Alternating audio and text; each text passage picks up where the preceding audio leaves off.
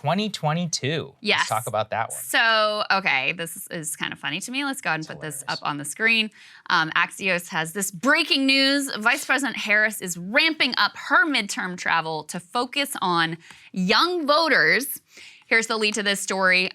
She's trying to turn out young voters and voters of color for the midterms, stopping this week in Wisconsin and South Carolina.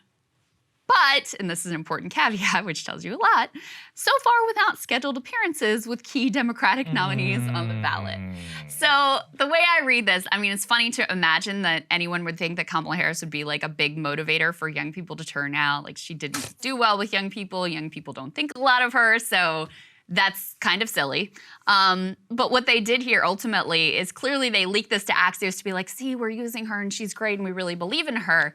But they sent her to South Carolina. Like, is there a single key race in South Carolina that Democrats are really competitive in? Also, not that I know am I the of. only guy who remembers that she was polling at like 5th place in South Carolina? Because Right. I remember that. Yeah, Yes. it's like, this is sometimes where I start to feel like I'm taking crazy pills. And they're like, we're going to send her out with young voters. I'm like, okay, well, let's take a look at her approval rating. She's actually less popular than Joe Biden. She's one of the most reviled candidates, even amongst young voters. She was so bad that she didn't make it to the Iowa caucuses because she had bad funding and no polling. Even in South Carolina, yeah, which candidate exactly are you speaking to? Right. Yeah, I mean, she's speaking at HBCU. I think that's fine, cool, you know, as the nation's vice president. But don't bill that as like some midterm event. It's funny. You know, if she was speaking in Georgia, I would listen. Right. In Athens, I'd be like, oh, okay, that's interesting. No scheduled, appearances right now. Right now, her overall average unfavorable rating is 52%, which is like a historic high for a sitting vice president. She's got absolutely no constituency. Yeah, I'm reading here. She's speaking on behalf of a guy who's running for governor in South Carolina. Yeah, good luck. Well, running as a Democrat in South Carolina.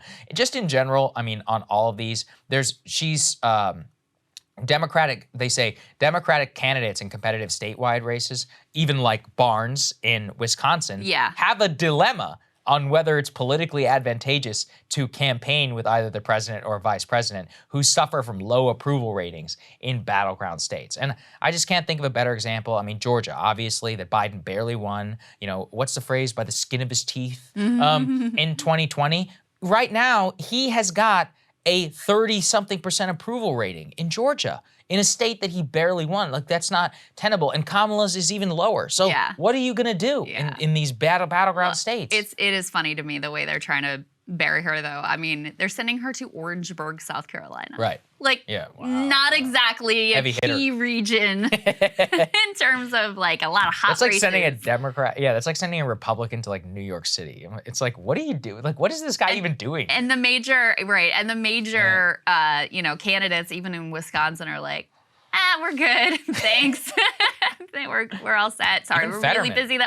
We'd love to be there, but we're just super busy that day. Sorry, remember Vice Fetterman President Harris. he didn't appear with Biden. That was That's right. Yeah, he was like, I'm scheduling conflicts. Although Pennsylvania's not that big. True. Like, though, to be fair, that could have just as easily been because of his stroke recovery as it is wariness of being by Biden. So there were two reasons for him to stay away. That's a whole other segment there, Krystal. Yes, indeed. Well, we've done that segment too. Cable news is ripping us apart, dividing the country, making it impossible to function as a society, and making it impossible to know just what is true and what is false. But the good news is they are failing and they know it. That is why we're building something new, a new mainstream, a healthier one, something more trustworthy, something that we are going to need in one of the most pivotal times in American history. We are building up here for the midterms, for the upcoming presidential election, but we need your help. So if you can help us out by becoming a premium member today at breakingpoints.com, we're trying to change America for the better and the entire world. So what are you waiting for, guys? Go to breakingpoints.com and sign up and help us build a new mainstream.